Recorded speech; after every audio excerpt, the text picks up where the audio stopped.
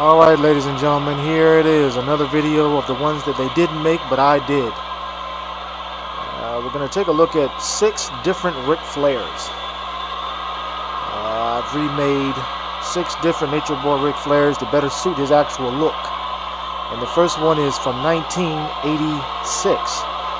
If you remember, Ric Flair continuously, I would say probably from the end of 85 to the middle part of 86, he would wear purple trunks, blue knee pads, and burgundy boots. And as you see, we have right here with the old NWA World Heavyweight Championship. So that's Ric Flair number 1. So now let's move on to the next Ric Flair. And not much different from the one that they originally made, but if you notice here, his boots are a little bit more authentic with the black trim, black and white trim on the red boots. Originally they just made the boots red, but I added on the black and red trim to the red Ric Flair and gave him black knee pads instead of, they actually, with this one, he didn't have any knee pads at all. So that's Ric Flair number 2. Next up, we have one of my classic Ric Flairs, and that is, if you remember Starrcade 87, when he won back his World Heavyweight Championship from Ronnie Garvin inside the steel cage inside Chicago, he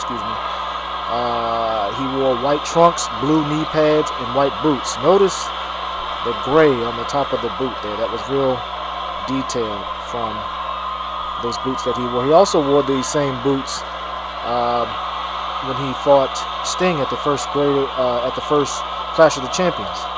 He wore purple trunks, blue knee pads, and these white boots. But this was one of my favorite colors, ensembles, if you will, of Ric Flair. All right, next up is another one of my favorite colors that they did not make, but I did, and that is Ric Flair in the pink tights, purple knee pads, and pink boots. And once again, notice the brownish type color over top of the tip of the boots, which is actually what the boot was. I tried to come as close as possible to the original look of what Flair wore. He wore this color combination when he fought Luger on TV before their big matchup. I believe it was at Wrestle War.